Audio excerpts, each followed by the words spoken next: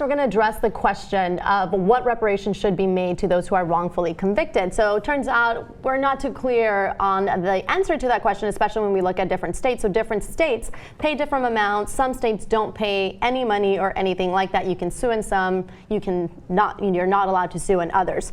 So we have a chart for you to look at. So here's compensation for each year in prison. So some states actually will compensate you.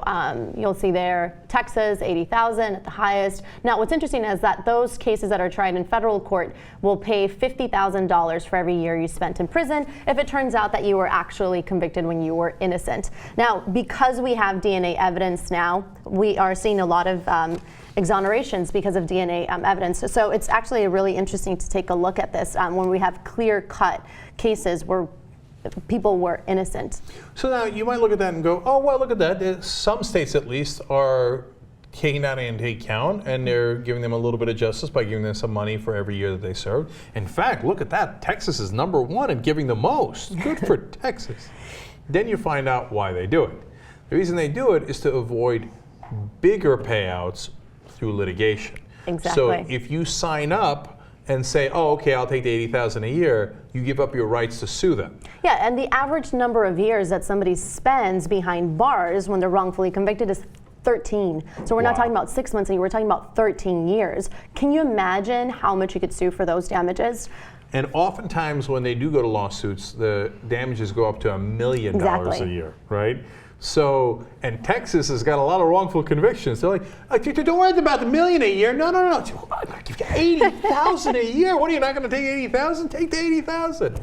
But look, to be fair to them, at least they're higher than the other states that offer, and they're higher than the federal government that gives only $50,000. So, look, I don't know. That's a great question. We should ask everybody here. Like, what's your number, right? Because if you do it in reverse, what number would you take to spend a year in prison?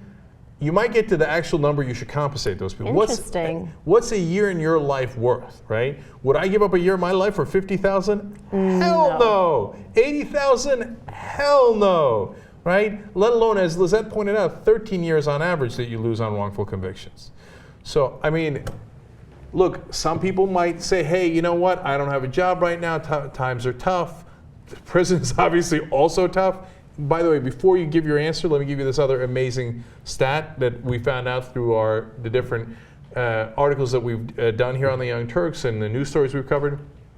There's actually more male rape in America than female rape, more male rape victims because of prison rape alone.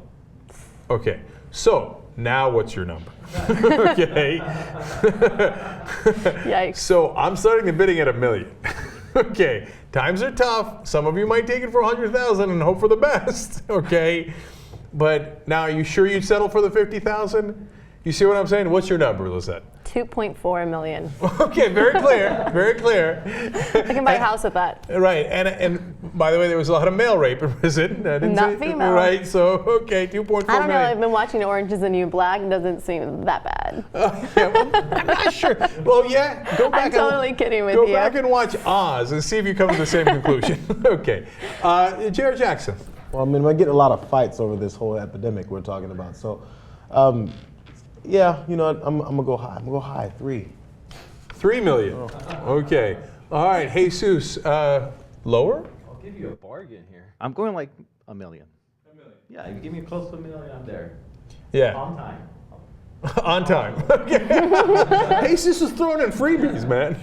Okay. So, of course, look, it's an interesting question, but the point of the exercise is for you to understand how devastating it is to lose a year of your life. So when you look at a $50,000 compensation on average, or what the federal government gives, it's not that much, right?